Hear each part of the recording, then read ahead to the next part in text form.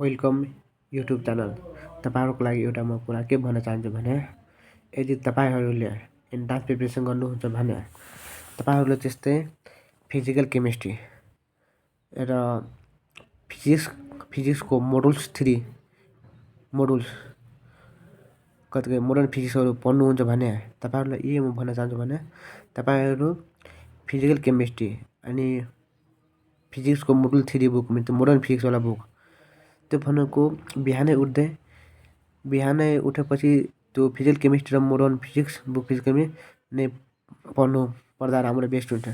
किनभने physical chemistry ल म एक्सप्लेन गर्न चाहन्छु भने फिजिकल केमिस्ट्री भनेको हरेक च्याप्टरमा कन्सेप्ट धेरै छ, बुझ्नु पर्ने कुरा धेरै छ, त्यहाँ एमसिक्यू पास्ट इयर र न्यू क्वेसन पनि धेरै नै छ। त्यहाँ भनेको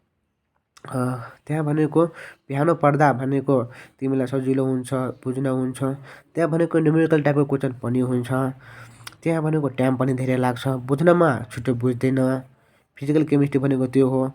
फिजिकल केमिस्ट्री बिहानै पढेपछि त्यस्तै जबसम्म फिजिकल केमिस्ट्री पढ्छु भने बिहानै पढ। त्यस्तै फिजिकल केमिस्ट्री बिहानै पढेर सकिसक्यो भने मैले भनेको कुरा के छ भने त्यस्तै फिजिकल केमिस्ट्री होइन एक मतलब सकिहाल्यो भने पुरै सिलेबस तपाईँ त्यस्तै मतलब अर्ग्यानिक केमिस्ट्री पढ्छौ, इनअर्ग्यानिक पढ्छु भने त जुलोजी बोटनी पढ्दा केही फरक पर्दैन।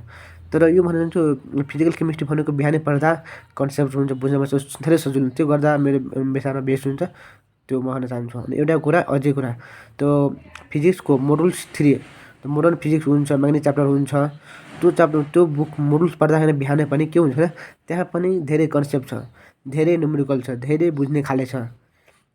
बिहानै पढ्दा मतलब माइन्ड पनि फ्री हुन्छ होइन, बुझ्न पनि सजिलो हुन्छ, हरेक कुरा रिजन पनि बुझ्न पाइन्छ, कन्सेप्ट पनि लिन पाइन्छ। त्यो भनेको दुईवटा फिजिकल केमिस्ट्री र मोडर्न फिजिक्सको मोडुल्स 3 बुक मोडर्न फिजिक्स त्यो भनेको बिहानै पढ्दा यदि जबसम्म यो बुक मोडुल सक्दैन भने जबसम्म बिहानै नै पढ्दा राम्रो हुन्छ।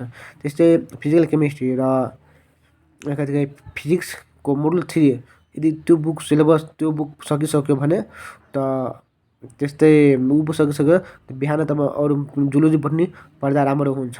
त्यो मैले भनेको खोजेको ल। Thank you so much. Like subscribe गरिदिनु होला, धन्यवाद।